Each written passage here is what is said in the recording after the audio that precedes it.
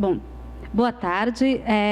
Eu acredito que a Silvia Ramos, o Pablo Nunes e o SESEC dispensam apresentações, né? O Pablo é nosso colega aqui, ele é doutorando aqui no IESP, e a Silvia é uma pesquisadora muito consolidada, influente da área de segurança pública, violência, mídia, escreveu livros muito importantes, como Elemento Suspeito, que eu gosto muito, foi o primeiro livro dela que eu li. Eles são do SESEC. O SESEC é uma instituição que tem especialistas que trabalham científica e politicamente com políticas públicas de segurança, violência, droga, cidadania, participação social na gestão de políticas públicas de segurança, perspectivas da periferia sobre políticas de segurança. Enfim, eu tenho certeza que vocês vão gostar bastante. Bem-vindos. Obrigada, Sam. Dizer não a Sam, vocês já tentaram? Não. É impossível. Bom, como eu estava combinando com o Pedro, né, e com a Sam, o que a gente pensou em fazer? Nós pensamos em apresentar esse trabalho que o Pablo concluiu agora no final de 2017 e que está sendo muito, digamos assim, atualizado em relação aos nossos novos projetos, e o Pablo que vai apresentar o trabalho. Eu vou gastar uns 5 ou 10 minutos para falar da linha de pesquisa Mídia e Violência no SESEC, onde esse trabalho se inscreve, e das novidades que esse trabalho trouxe. Aí, quando o Pablo encerrar, a gente pode abrir não só sobre esse projeto, mas também sobre o Observatório da Intervenção, que nós criamos, nós acabamos de criar, agora não faz nem 2 meses, né? Nós criamos dia 6 de março, né? Então faz um mês, mas de respeito à intervenção, que teve início no dia 16 de fevereiro, né? Então é um projeto novo e tal, que tem correlação com uma parte da nossa pesquisa do Observatório dialoga com esse trabalho do Pablo. Como a Sam estava falando, o SESEC é uma instituição que desenvolve pesquisas aplicadas. Nós estamos dentro de uma universidade, mas nós não temos uma tradição acadêmica estrito sensu. Mas também nós não somos o que eles chamam hoje, né, think tank. Nós não somos também, que fazemos tipo pesquisa por encomenda, sem também nenhuma preocupação com o rigor e com a precisão. Nós somos uma espécie de uma mistura que a gente chama de pesquisas aplicadas. Nós não fazemos coisas de perfil totalmente acadêmico, como, por exemplo, um projeto só de análise conceitual, por exemplo, que poderíamos fazer e que tem trabalhos muito importantes nessa área, no campo da violência, da chamada sociologia da violência, né, e dos trabalhos de segurança pública. A gente praticamente não se dedica a isso.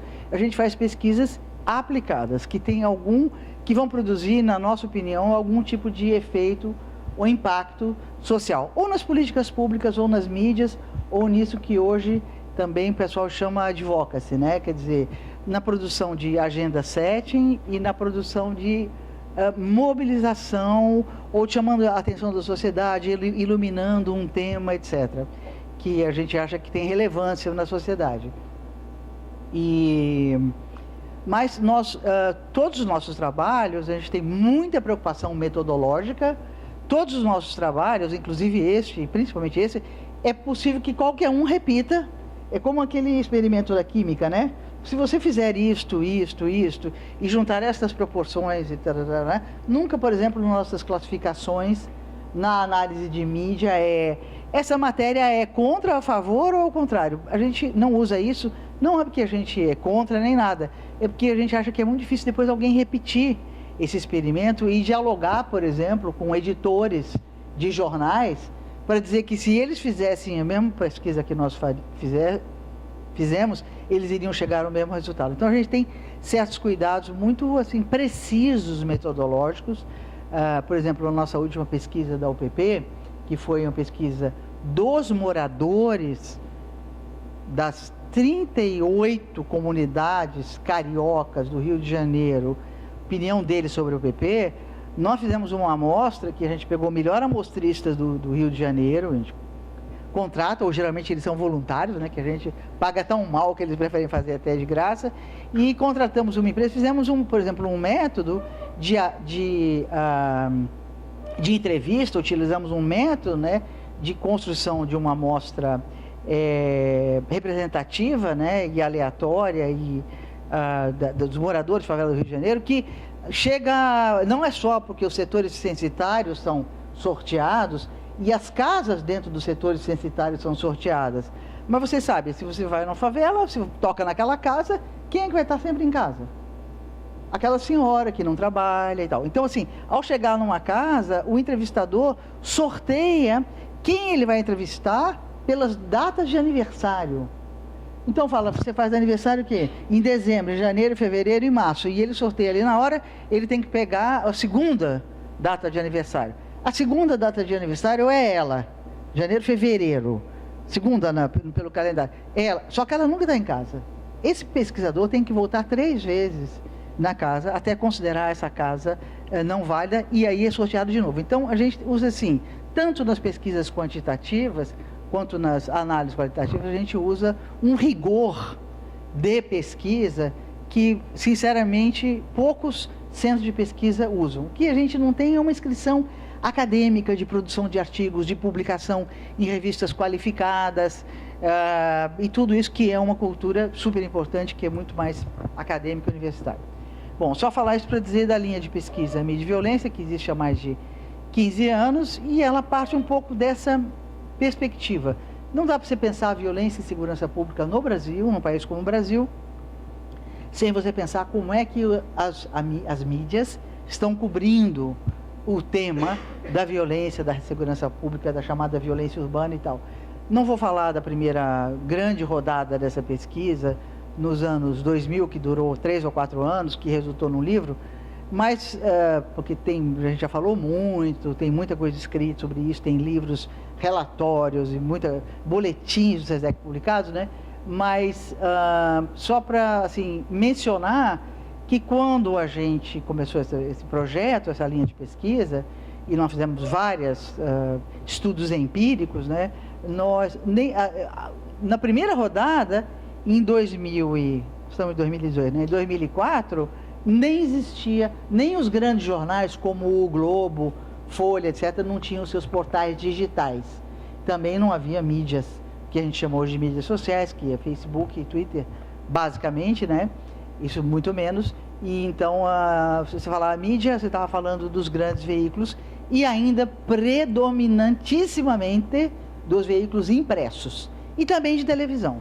Mas a nossa tentativa de fazer análise de violência na mídia televisiva foi um fracasso. Nós quase que devolvemos dinheiro lá para o financiador. Foi um fracasso, e um dia a gente pode conversar sobre isso, quais são todas as dificuldades de monitoramento de qualquer coisa, não é só sobre violência. Nas televisões, você pode tentar monitorar anúncios, um negócio no entretenimento, é muito difícil e tal. Muito caro, muito difícil, e os resultados são muito poucos, assim, consistentes. Bom, então é isso. Agora, voltando, fazendo a segunda rodada, a gente resolveu comparar com aqueles levantamentos que nós tínhamos feito em 2004, 2005, 2006, pegamos os mesmos veículos impressos, porque veja só a complicação hoje. Hoje saiu a Folha de São Paulo, saiu a Folha impressa hoje. Mas a grande maioria dos leitores da Folha hoje não está lendo mais a Folha impressa. Eles vão para o portal da Folha, ou do UOL. Então, o que acontece? O portal do UOL publica um monte de notícias hoje durante o dia. Ninguém mais se informa sobre notícia lendo o jornal do dia anterior. Aí, dessas notícias que são publicadas no portal da Folha, uma parte eles selecionam e imprimem à noite e vai sair no jornal de amanhã. Então, isso é uma complicação, porque o que nós estamos monitorando? O Globo no online, que tem muito mais leitores do que o Globo impresso e tal. Bom, mas então a gente optou por monitorar os impressos, comparando com a última rodada, né? E a gente falou, não, está faltando o principal hoje. Onde que está circulando o debate sobre violência urbana? Vocês sabem, né? Os grandes veículos quase não dão mais a notícia A gente está ficando, o Estado de São Paulo, a gente está ficando tipo o New York Times. Você não vai encontrar uma notícia de um assassinato no New York Times. O New York Times fala, não, isso não é para... Nem no Washington Post. Eles vão dizer assim, não, isso não é para nós. Isso é uma coisa dos locais, dos veículos menores. O tema da violência urbana... E a gente, mas o Brasil tem 62 mil homicídios por ano. Rio de Janeiro é campeão de homicídio, tem tiroteio todo dia, tem o OTT, tem o fogo cruzado, tem uma circulação frenética de notícias e comunicações sobre violência, que tem algum tipo de formato que nós não estamos capturando, e nós estamos monitorando aquilo que tem cada vez menos notícias sobre isso. Claro que cresceu um pouco a opinião, porque as folhas de opinião dos jornais impressos cresceu sobre todos os assuntos, diminuíram as folhas do noticiário, chamado factual, e aumentou as opiniões. Mas a gente não monitora, a gente monitora a opinião também, né? Mas assim, monitora só as quantidades e tal. Então, a Papo falou, não, olha, está circulando muita coisa no Facebook, mas Facebook, como é que a gente vai fazer? E é o que ele vai contar agora.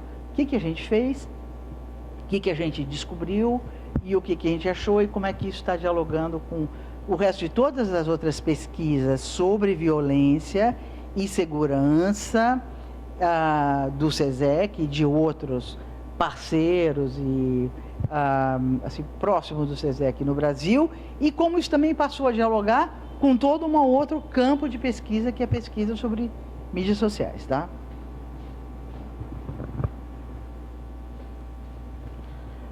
Bom, gente, boa tarde de novo. Eu acho que a gente podia combinar de, se vocês tiverem perguntas, vocês irem falando no decorrer da minha apresentação, porque depois a gente vai passar para um outro assunto, eu acho que pode se perder se a gente não fizer agora. Acho que a Silvia já explicou bastante o contexto em que essa pesquisa que gerou esse boletim foi pensada, né? Enfim, ela surgiu exatamente desse desconforto de ver os resultados 10 anos depois da pesquisa Mídia e Violência primeira, comparando, né, exatamente 10 anos depois, e ver que não tinha praticamente nenhum resultado muito que apresentasse características muito distintas daquilo que era em 2004, né? Mas como todo mundo, né, que está convivendo e tendo contato com informações sobre violência, etc., cotidianamente a gente sabe que a fluência e os circuitos onde circulam essas informações são muito mais amplos e muito mais diversificados do que há 10 anos atrás. Inclusive porque os grandes veículos, quando querem circular uma coisa, põem aonde? No Facebook. Quase ninguém vai olhar o portal UOL. As pessoas vão no Facebook e veem a notícia do UOL porque estão na timeline de alguém. Agora a Folha não faz mais isso, né? Fake news. Grande problema. Eu vou pular alguns debates meio de fundo, enfim, que eu acho que a gente tem mais coisas interessantes para falar sobre intervenção, sobre observatório. Mas só para demonstrar um pouco isso que a Silvia estava falando, a linha em vermelho é a proporção de pessoas que declararam que se informar por jornais impressos. Tem dados de 2013 até 2017, que foi os últimos dados que a gente usou no boletim também que saiu nesse ano, e a gente vê que teve uma redução considerável, enquanto as pessoas que indicavam que se informavam por redes sociais aumentou também nesses anos analisados. O que a gente fez? Primeiro, tinha uma questão muito grande. A gente conhecia algumas páginas que a gente chama de hiperlocais, né, da favela do Alemão, do Complexo da Maré, de algumas outras favelas que têm, né, conhecidamente, uma vivência e uma experiência de ativismo, né, e com quais a gente tem amplo diálogo, né, por exemplo, Papo Reto, do Raul Santiago, a Favela Fiscal, né, da Rose Milhote, que é da Maré, a Voz da Comunidade, com o Renê. Então, a gente sabia que tinha isso, mas a gente só conhecia esses grandes que já estão na mídia, que já estão no RJTV, que, enfim, já tinham ganhado e já estavam pautando a grande imprensa. Mas, com a vivência e conversando com pessoas, eu comecei esse estudo postando no meu Facebook. Gente, quando vocês querem se informar sobre se está tendo algum problema de violência, tiro, etc., como é que vocês fazem? E aí as pessoas começaram a me mandar, olha, tem essa página tal, olha, eu sigo onde tem tiroteio, ah, não, mas aqui no Jacarepaguá da Depressão eles falam sobre isso. E aí eu comecei a fazer a coleta dessas páginas e depois eu comecei a fazer uma busca um pouco mais ativa. Eu peguei a lista de todos os bairros da cidade do Rio de Janeiro e fui jogando no Facebook com algumas outras palavras-chave, do tipo alerta, depressão, news, que é normalmente o tipo de palavra que nomeia essas páginas. E aí a gente chegou ao número de 156. A gente teve alguns critérios, né? São páginas que produzem informação de contexto local, né? Ou seja, do bairro, da sua rua ou do seu quarteirão. Então, é isso, né? A gente fez a coleta daquelas que a gente já conhecia, né? Fui perguntando para pessoas que tem. O Raul Santiago, por exemplo, foi uma pessoa que falou várias páginas que a gente não conhecia e a gente incluiu. Depois a gente fez uma busca com os 160 bairros do Rio de Janeiro no Facebook para procurar essa chave. Foi a parte mais difícil do projeto, porque o Facebook ele tem uma dificuldade grande, né, para fazer análise. Você não tem como simplesmente jogar, me dá tudo que tem sobre violência, porque, enfim, a interface deles, eles não devolvem isso de maneira fácil. Então, páginas que tinham produção de conteúdo hiperlocal, não institucionais, então a gente tinha muitas páginas de associações de moradores, de ONGs, etc. A gente não estava interessado em assimilar esse tipo de iniciativa, porque a gente estava interessado em saber de iniciativas de cidadãos daquele território para cidadãos daquele território. A gente também tem uma preocupação com a distribuição geográfica, então eu achei, né, mais do que 156 páginas, mas eu tive que filtrar para a gente ter uma composição um pouco mais... Não institucionais, mas também não é pessoal. Não é pessoal, são páginas do tipo Madureira da Depressão, que é uma pessoa que mora em Madureira e que produz coisas sobre Madureira. Se for pessoal, a pessoa pode escrever no privado.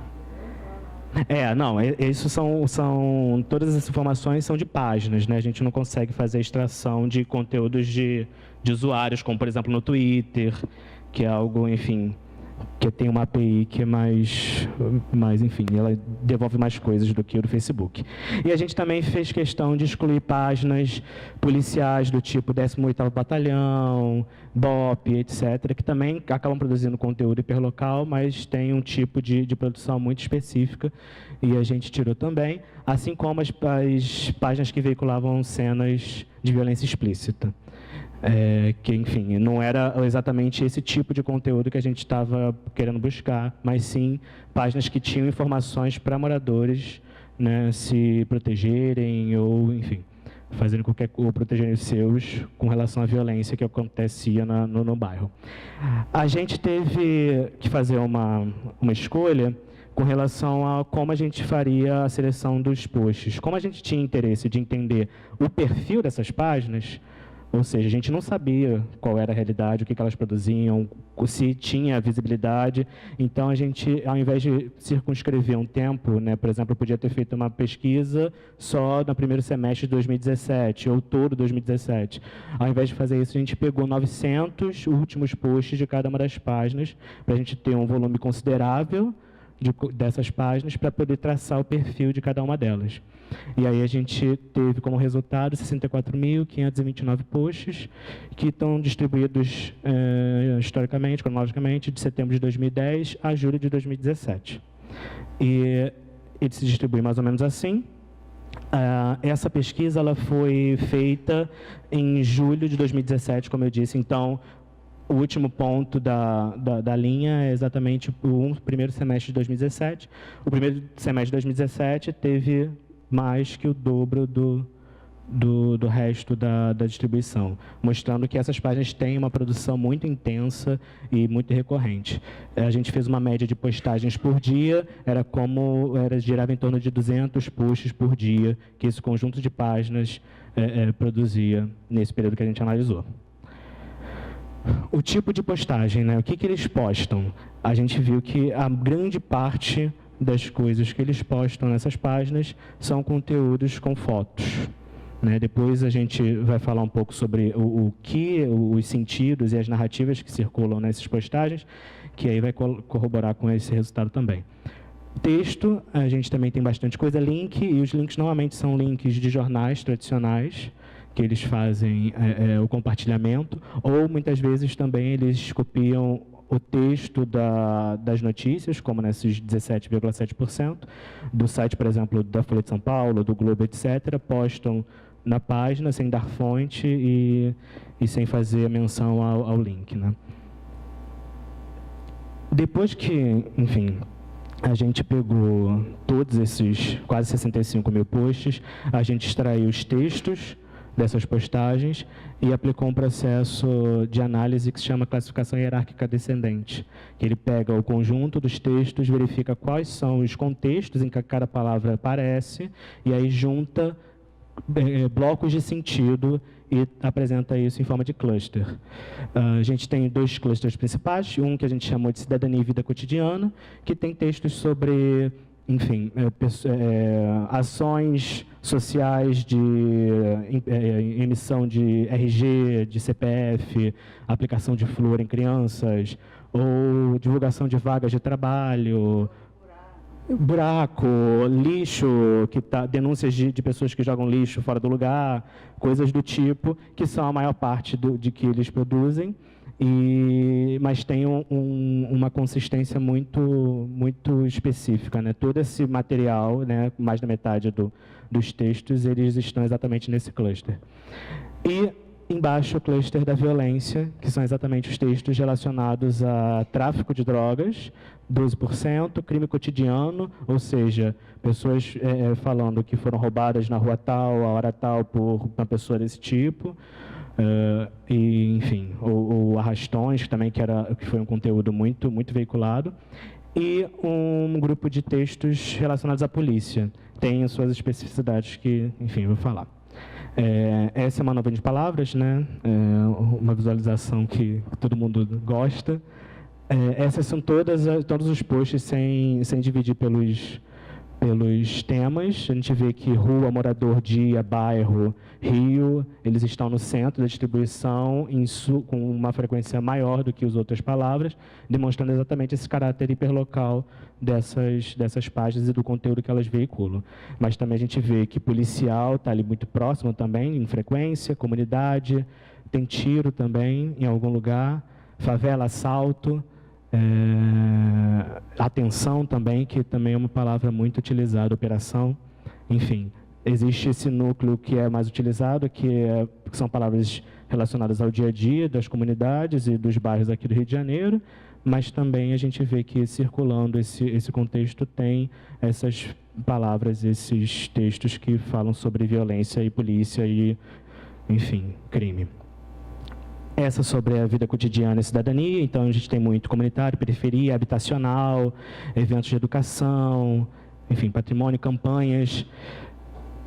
A nuvem de palavras sobre polícia tem guarnição muito presente, assim, flagrante, BOPM, aí a gente tem essas siglas, né, que quem conhece ou quem tem contato com esse universo dos policiais, eles adoram falar em siglas, tudo, né, viatura, por exemplo, eles falam VTR, eu nunca vou entender isso, e, enfim, tem tudo isso, né, tem dinâmica, cabo, sargento, né, enfim, são palavras muito ligadas ao dia a dia dos policiais. A gente, quando analisou esses tipos de postagem, a gente viu que tinha muita ligação também com textos que circulam pelos grupos de WhatsApp de policiais. Então, normalmente, eles começam com hashtag 18º Batalhão, hashtag não sei o quê, e aí faz uma descrição como se fosse um registro de ocorrência do crime que tinha ocorrido. Então, esse tipo de material era muito parecido com esses grupos policiais que a gente tem contato por outros meios.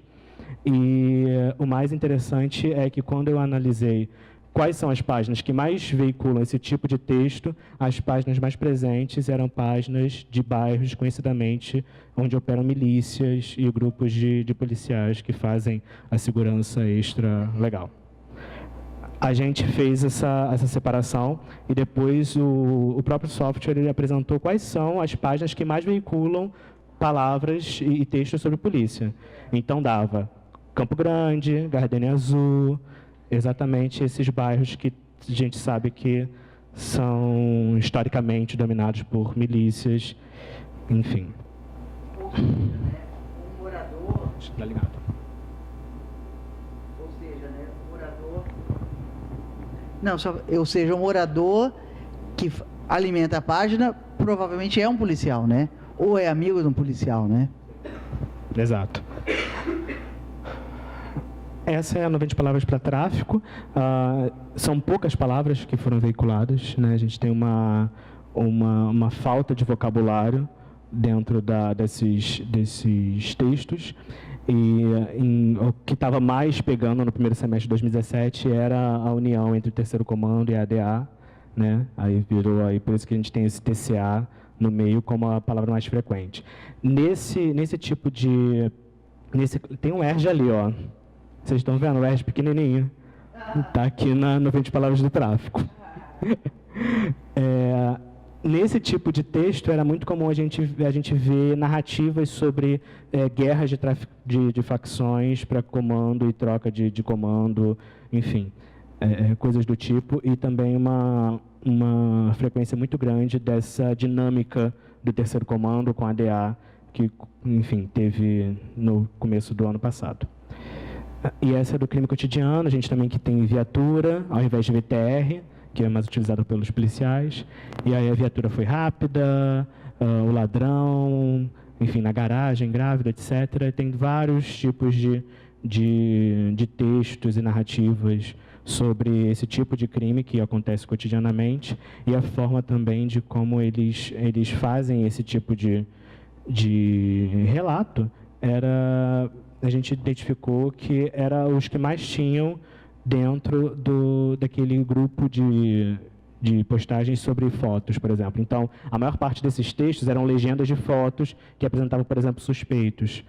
Um dos exemplos que a gente traz no boletim é um texto que vai falando sobre como os inspetores de saúde da prefeitura, na verdade, não são inspetores, são falsos inspetores que estavam ali para verificar se botava remédio para dengue, alguma coisa assim do tipo, e, na verdade, faziam assaltos. E aí eles colocavam fotos de uma câmera de segurança privada, mostrando uma pessoa que não dava para ver, era um menino negro, óbvio, de boné, que não dava para ver as feições, e estava dizendo que ele era suspeito de cometer crimes, se passando por um agente de saúde da prefeitura. Enfim, esse tipo de... Eu também estou com essa. A gente pode pegar também. A gente pode depois recuperar. Eu tenho o dataset, depois, se vocês quiserem, eu passo para vocês. Mas eu nem... Grávido. Olha aqui. Tem tanta coisa. Deve ser apelido de alguém. Não, tem tanta coisa nesses textos, vocês não têm noção. Jovelina, Porque é aquela... Não, na Maria não. É em Paranapavuna. Deve ser isso, que é uma Sim. referência fundamental. Sim. Grávida na viatura é muito... Não, mas é grávido. É grávido. Certo.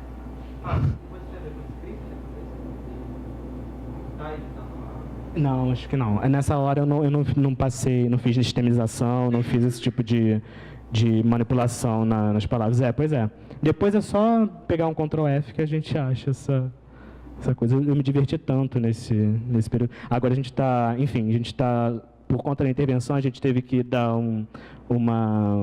mudar de marcha, né, alguns projetos que a gente já estava levando à frente. Um dos projetos que eu estou fazendo é com páginas de policiais no Facebook, que é algo que, enfim, depois, se vocês quiserem, a gente traz os resultados, porque é bem interessante também.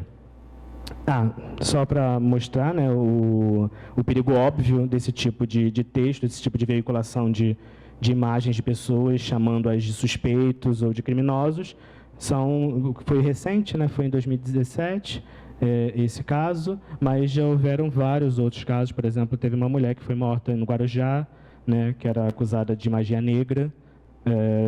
Aqui no Rio de Janeiro, em Araruama, um casal teve o carro incendiado por uma multidão de 200 pessoas que achavam que eles estavam roubando crianças para fazer magia negra também. Tem uma coisa com magia negra. Enfim, a gente fez também uma análise da forma como as páginas se ligam umas às outras, né? Esse é uma rede em que eu peguei tanto as páginas que a gente analisou, as 156, mas também as páginas que elas curtiram. Então, quando você está no Facebook, você é uma pessoa no Facebook, você pode curtir determinadas páginas. As páginas também podem curtir outras páginas, e o que é um tipo de ação que indica algum tipo de interesse naquele conteúdo veiculado. E a gente fez um mapeamento dessas páginas que estão nessa rede. A gente separou os clusters. Tem 2 subcomunidades que exatamente têm páginas relacionadas ao poder público municipal. Prefeitura do Rio, Centro de Operações do Rio, tem SEDAI também aqui por dentro e tudo mais, e elas se ligam muito a páginas da Penha da Depressão, Jacarepaguá de Notícias, Orgulho de Ser Carioca e Vila Cruzeiro.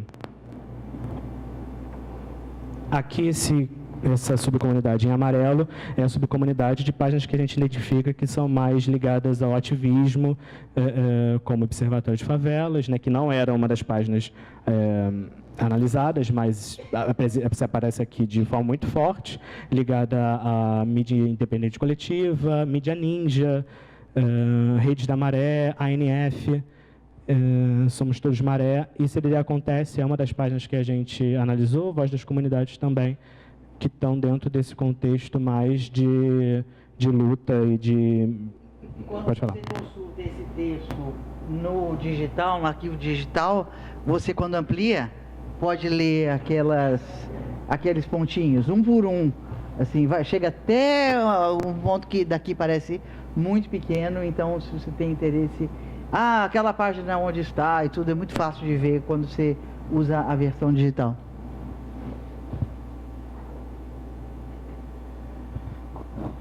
E agora são 2 subcomunidades que estão ligadas mais a páginas do poder público estadual, né? Tem do governo do estado, do Rio, Disque Denúncia, e tem outras áreas do tipo.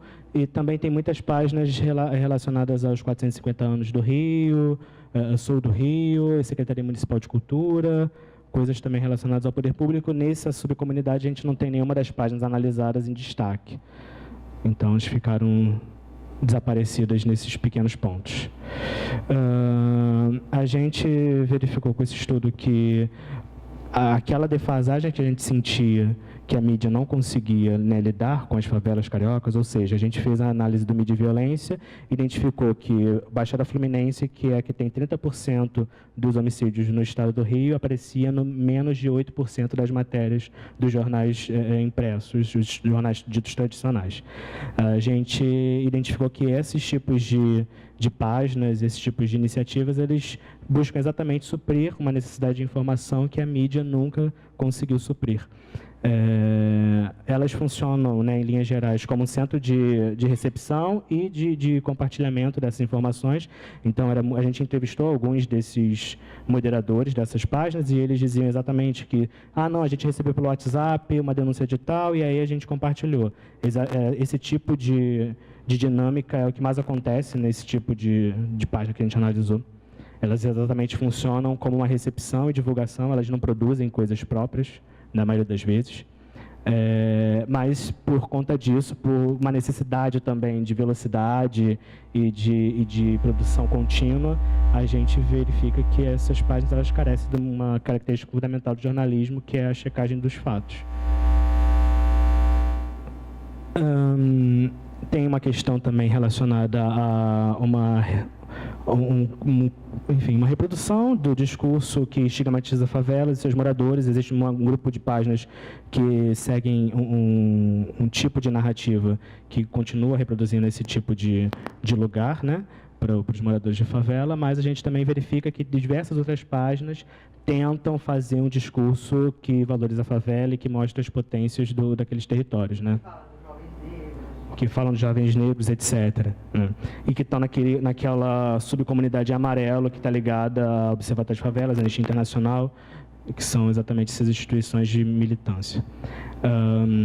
Outra questão também que a gente encontrou muito mais entrevistando jornalistas da imprensa tradicional é que essas páginas elas acabam servindo também como uma resposta à precarização do trabalho dos profissionais de imprensa, que tem crescido cada vez mais. As redações estão ficando mais enxutas, não tem jornalista para ser colocado não sei aonde, não tem carro blindado para entrar em determinada favela. Então, esse tipo de página também tem sido utilizado pela grande imprensa como fonte de informação e conteúdo. E aí, lógico, né, também tem o lado negativo, que são exatamente esses tipos de postagens que mostram suspeitos, que são aqueles suspeitos clássicos, que é o mesmo perfil que mais morre no Brasil. E a gente já verificou, né, pela história e pela mídia, o quanto que essas páginas podem exatamente influenciar e acabar gerando vitimização de pessoas inocentes. Eu acho que acabou. Você consegue abrir isso? Aqui não. Acho que não. Vou passar para vocês, dá uma olhadinha na última, vou passar alguns exemplares, na página 22 e 23, só para vocês terem uma noção de que universo a gente está falando, né? Tem, por exemplo, a página com o maior número de curtidas, que chama Rio de Nojeira. Já ouviram falar, não? Esse Rio de Nojeira? Nunca ouviu falar? É um cara lá na Presidente Vargas, que ele começou filmando roubos, pessoas sendo roubadas ali do escritório dele. E esse cara, quer dizer, se tornou assim um hit, né, na internet. Ele tem quantos? Agora já tem quase 2 milhões. De pessoas seguindo. A página do Extra... A página do Extra... A página do Extra tem 1 milhão, mas o Dia, por exemplo, tem 500 mil. E esse cara tem 2 milhões. Então, assim, quando você vê, quer dizer, o tipo de circulação que se coloca em marcha sobre notícias, claro que o Extra noticia tudo, mas na parte de violência, e o Rio de Nojeiras praticamente se dedica a isso, né?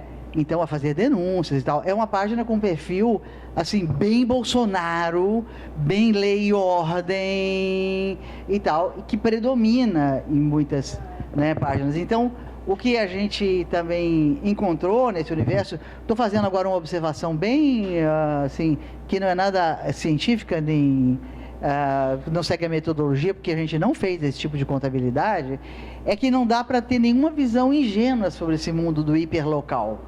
O hiperlocal tem as páginas comunitárias, Voz da Comunidade, que é feita toda para desestigmatizar a favela e tal.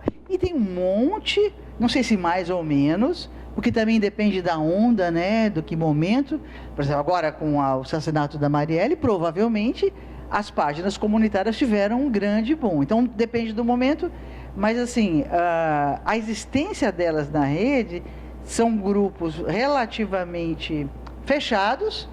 Quem curte o Rio de Nojeira, curte algumas outras páginas, né? Mas o que é muito interessante é que o Jacarepaguá da Depressão fala muito sobre Jacarepaguá. E que só é visto por gente de Jacarepaguá.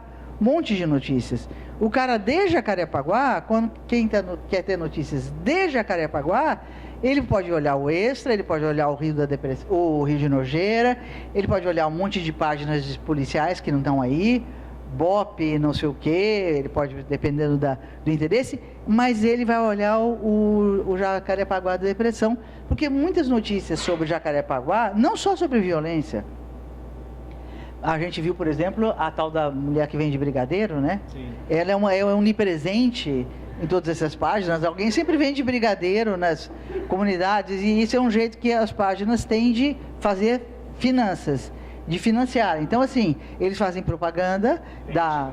R$30, poxa. Né, a gente conversou a gente fez um seminário, né?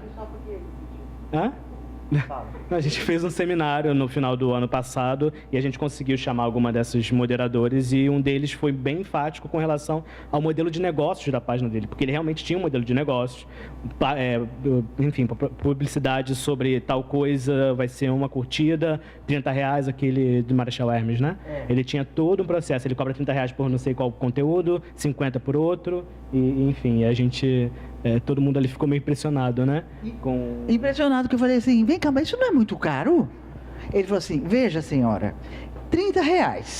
Quanto custa um brigadeiro? E ele começou a me vender, assim, a página. Quanto custa um brigadeiro? Se a senhora vai fazer aqueles flyers, a senhora sabe quanto custa uma centena daqueles flyers? 1 milhar? Não, não sei. Então, 1 milhar custa tanto. Mas a senhora vai ter que pagar um rapaz para distribuir ali no local. Então, eu cobro só R$ 30. Eu pensei que eles cobravam R$ 3. Pensei. Ele só cobra só R$ 30 e a pessoa vai... Quanto custa um brigadeiro? Ele fazia todas umas contas lá para me provar que valia a pena, né? A gente nem sabe se é muito verdade, porque não sei, a gente não sabe como é que as pessoas fazem, mas eles fazem muita propaganda das padarias e tal. E é o pet shop local. Se você tem um pet shop lá de Campo Grande, onde você vai anunciar? Além do pessoal da sua rua, para os seus amigos, né, para os seus grupos de WhatsApp, onde você vai anunciar? Você vai anunciar no Campo Grande News, né?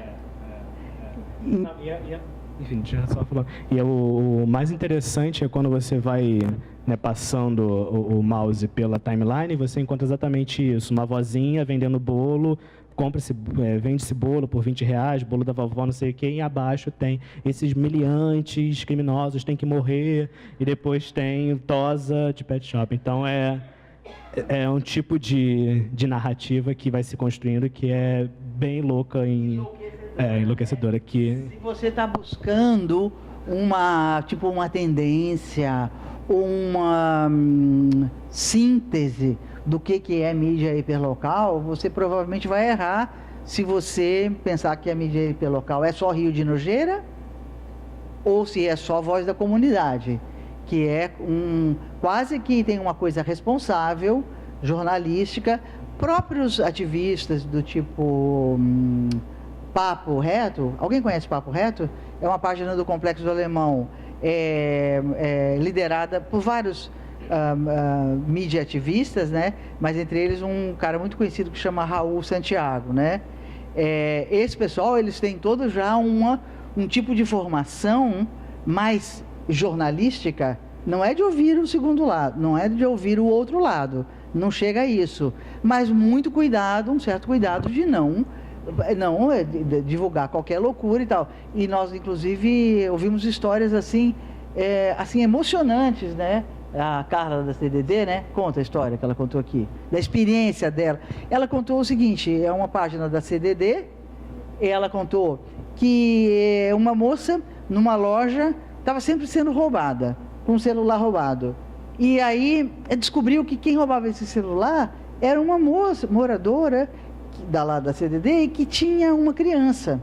E que botou essa criança para fazer o papel, eu não sei se chamar atenção, o que era e tal.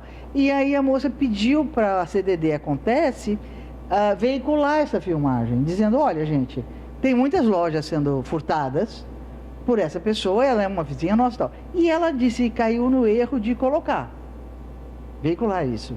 Então ela disse que foi a experiência mais assim, forte da vida dela, que ela teve um aprendizado monumental, porque depois que colocou na página do CDD Acontece, muita gente queria ir bater na moça, teve gente que queria não sei o quê, teve gente que falou, mas você não está vendo que você está expondo uma moça que tem uma criança e que não sei o quê? E ela ficou ali sem saber como proceder e vendo a responsabilidade que ela tinha de veicular e o que ela provocou.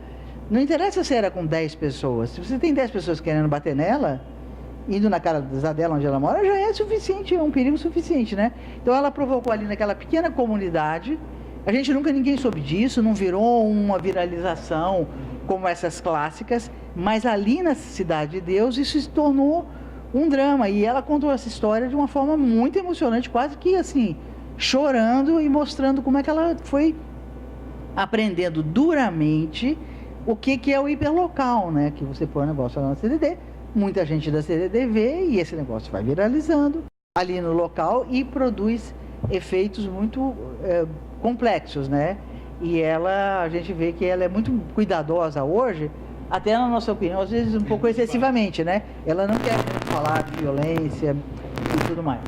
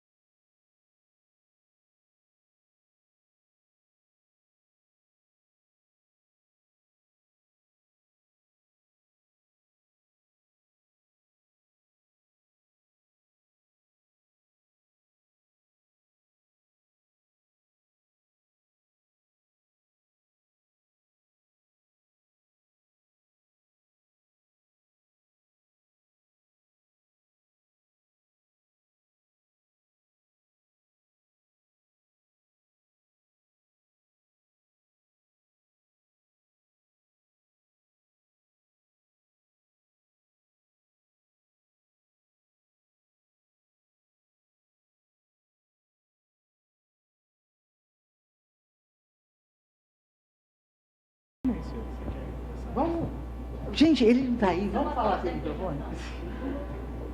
Vamos tentar aqui para ficar de frente para vocês. Não sei se parou. Mas eu acho que o que está cheirando é a caixa.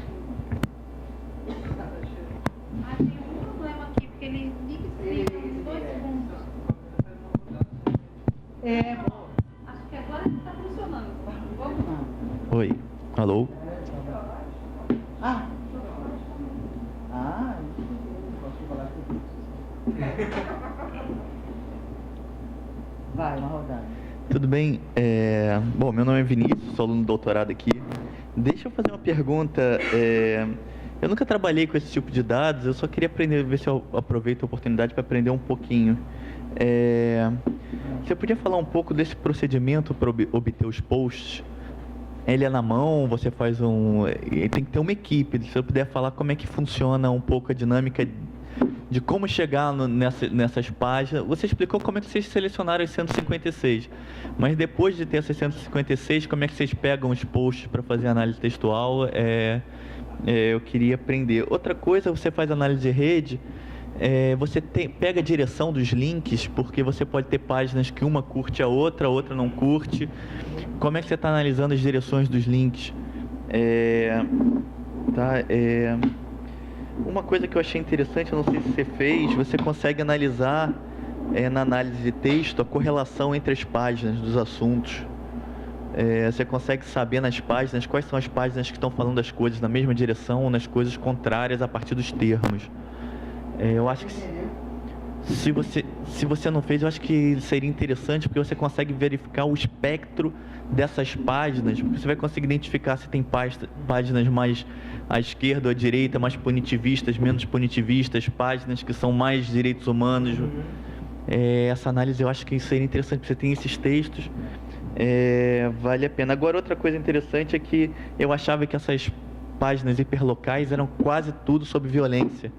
Parece que não, né? A maioria é sobre coisas do cotidiano, e como a violência é uma realidade, ela está aí 45%. Eu achava que era 90% violência. A Tijuca, sou tijucana, a Tijuca da depressão gera depressão.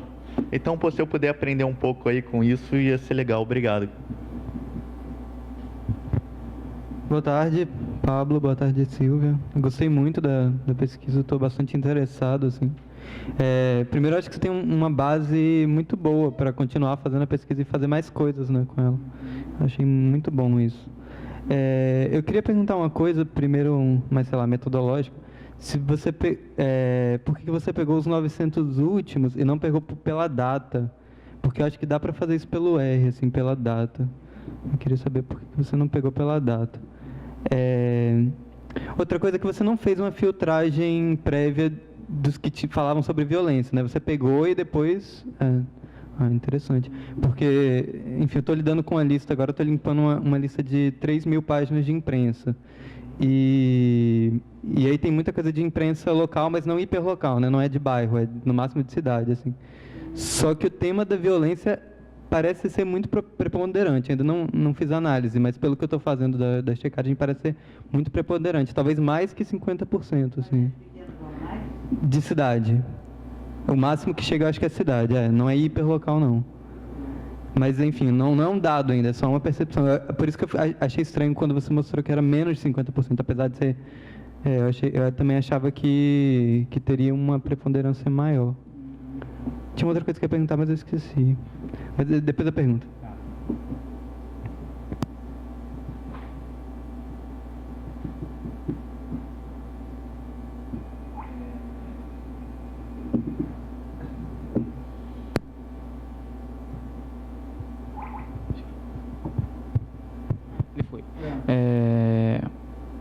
Meu nome é Paulo, sou aluno daqui também.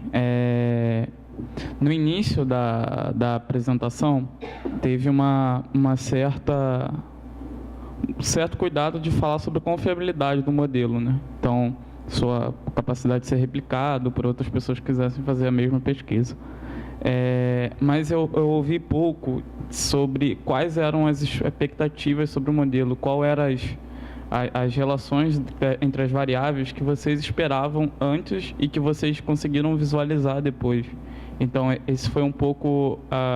eu queria saber quais hipóteses vocês tinham levantado, qual era a teoria que vocês tinham por trás disso, porque também uma coisa muito importante para o tratamento dos dados é a teoria que vem previamente a eles.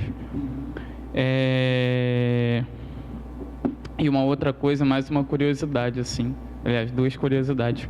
Uma é que eu vi sobre como tinha uma financiarização dessas coisas, né? Dessas páginas, que me deixou boquiaberto, assim, sinceramente. Monetização incrível. Enfim, eu queria saber se a partir disso vocês conseguem tirar um recorte de classe, assim, se tem a influência desses negócios, como essas padarias, essas coisas assim, nos posts das páginas, ou vocês acham que não, coisa e tal. E por último, como vocês estavam falando da Baixada Fluminense, geralmente a Baixada Fluminense é realmente reduzida,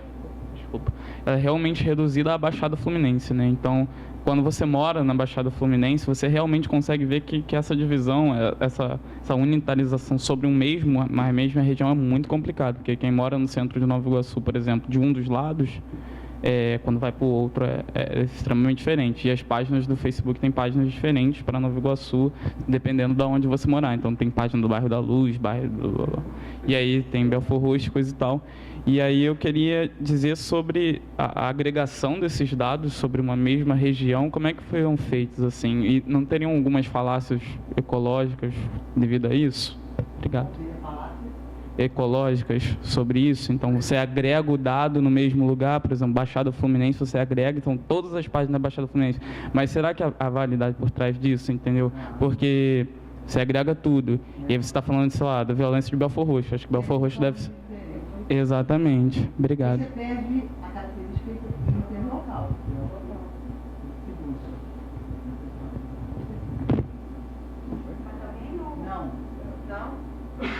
Não, ela é coordenadora mais implacável que existe.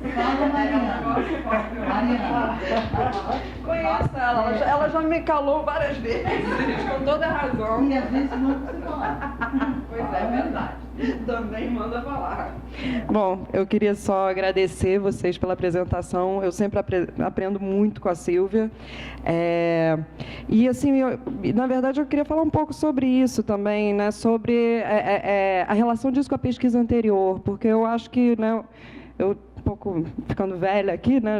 Eu me lembro que eu fui assistir o lançamento daquela pesquisa de 2004 lá naquele 40º andar lá da Cândido. Eu estava fazendo doutorado, eu estava fazendo trabalho de campo, e eu me lembro que eu fui lá super feliz assistir o resultado daquelas pesquisas. Então, a gente se conhece há um tempo, mas eu te acompanho há muito mais tempo do que você pensava.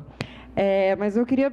Então, assim, pensando, né, nessa continuidade das pesquisas, eu fiquei muito interessada em várias questões que vocês levantaram a partir dessa transformação no próprio uso das mídias, né? E aí, assim, eu estou pedindo, na verdade, para vocês especularem. Assim, eu quero saber um pouco a opinião de vocês, porque eu sei que quando a gente faz uma pesquisa dessas, mais que tenha todo esse rigor, tem também uma série de coisas que a gente fica pensando ali quando está mexendo no material. Então, também queria discutir um pouco mais esse tipo de, sabe, essa sensação que vocês têm, que a gente está observando uma transformação que também é muito rápida, né, no modo como circulam essas notícias de violência. Então, eu acho que vocês têm um monte de impressão, assim, que talvez não dê para falar, não está no relatório, mas eu gostaria de ouvir um pouco mais sobre, né, essa impressão a partir da própria experiência. Porque tem uma coisa que vocês falaram que é muito interessante, que é quase como, né, assim... Eu me pergunto se toda essa polarização não fosse quase como se, ao contrário da pesquisa anterior, que a gente olhava as grandes mídias, que você tinha, de uma certa maneira, né, os jornais de classe média, os jornais populares, o corte hoje é diferente, porque você tem essa coisa que talvez mais ideológica, esquerda, direita, que tipo de... né, como vocês estavam apontando. E aí, assim, me dá a impressão, como tudo, né, nessa vida, a gente cada vez mais excluindo os coxinhos do Facebook, isso tudo, me dá a impressão que cada vez mais funcionam como circuitos fechados, né, dessa informação. Então, o tipo de informação que circula, o tipo de coisa que importa, os personagens, essas coisas todas. Então, eu queria ouvir um pouco mais sobre as impressões de vocês ao mexerem nesse material. Isso se correlaciona com aquele tipo de jornal popular, e Não, que antes era essa uma clivagem que tinha no material, né? Assim, você tinha, assim, com relação ao conteúdo, a gente tinha essa coisa, né? Se você faz a pesquisa só no Globo, a primeira pergunta que alguém ia te fazer, não, mas espera aí, você não olhou o Dia, você não olhou o Povo, você não olhou os jornais ditos populares, né? E a gente tem essa outra clivagem aqui que também pouco elaborada, que eu imagino que, claro, que não é o objeto de vocês, mas que está me deixando...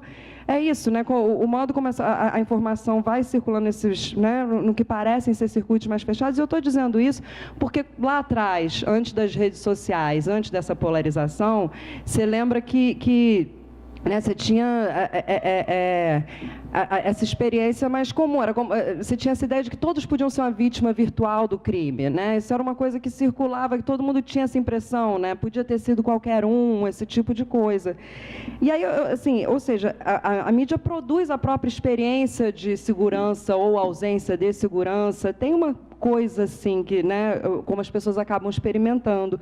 E aí eu queria saber um pouco, né, como é que vocês acham que isso transforma essa experiência, né, assim, a possibilidade que uma pessoa tem, porque quando isso vai para o hiperlocal, né, os lugares que realmente têm mais índice de criminalidade, isso deve ser mais pervasivo, mas também teve aquela pesquisa da FGV Opinião, por exemplo, que dizia que as pessoas se sentiam mais seguras no Complexo Alemão do que em outros lugares. Então, eu queria, da experiência de vocês, eu queria ouvir um pouco mais sobre essa transformação. Desculpa a perguntona.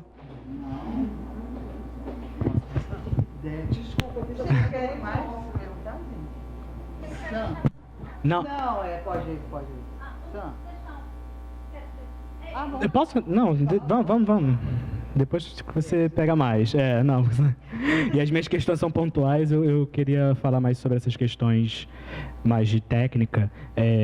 Vinícius, o R tem um pacote chamado R Facebook, que ele auxilia na coleta desses dados relativos ao Facebook. Depois, se quiser, a gente conversa. É software livre, né? Não, pessoal, todo mundo aqui conhece o R. Não é diferente lá. O R Facebook é porque o R funciona com vários pacotes, né? E um dos pacotes que é bastante conhecido para análise de rede de Facebook é o R Facebook, que tem, enfim, suas limitações, mas tem bastante coisa interessante que dá para fazer. Porque é diferente. Aqui no IESP, eles têm muito mais costume de usar o R, por exemplo, mas lá no PPCIS, por exemplo, a gente tem mais costume de usar o SPSS. Então, assim, falar R, às vezes, no nosso circuito não é muito... Todo mundo fala, você mexe no R? Pois é. Então, tem todo esse processo, não é mão a mão. Deus me livre, né, se fosse. Agora, só para dar uma atualização também, a gente está expandindo Não, só uma coisa. E isso faz com que a gente tenha que induzir a pesquisa. Se fosse mão a mão, você ia começar a olhar e dizer, tem uma coisa interessante aqui, vou incluir isso. Uma coisa... Não, você vai e pergunta, deixa eu ver, violência. Você tem que ter hipóteses. Você vai perguntando para ele fazer aquelas buscas. Você não vai fazendo um a um, quando você vai olhando um a um, nossa, aí vai surgindo 100 mil questões, né? Com R você é uma busca induzida. Então, a limitação também é essa. A gente depois teve em todo um outro momento de diálogo com essas páginas. Vem cá, e isso, o que acontece? Para entender coisas que a gente, só tendo resultado, não entende, né? Então, só para dar um exemplo, a lógica da maioria das páginas é ter muitas curtidas. O que você faz para isso? Se você quer ter muitas curtidas, por exemplo, você compartilha alucinadamente um negócio sobre celebridade. Então, um autor tal foi flagrado com travestis. Quando você põe esse post na sua página, a sua coisa vai lá para cima. Então, se você tem uma página, por exemplo, preocupada com curtidas, nesse momento você vai ter porque isso diz respeito ao fluxo na rede, tá? Então, muita gente... Então, nós entrevistamos pessoas que disseram assim, eu não estou preocupado em curtida, por isso que eu não posto quase nada sobre violência. Dizendo, se eu quisesse que a minha página tivesse muita curtida, eu tenho um negócio fácil, que vai chover curtida. É só postar coisa sobre violência dentro da favela.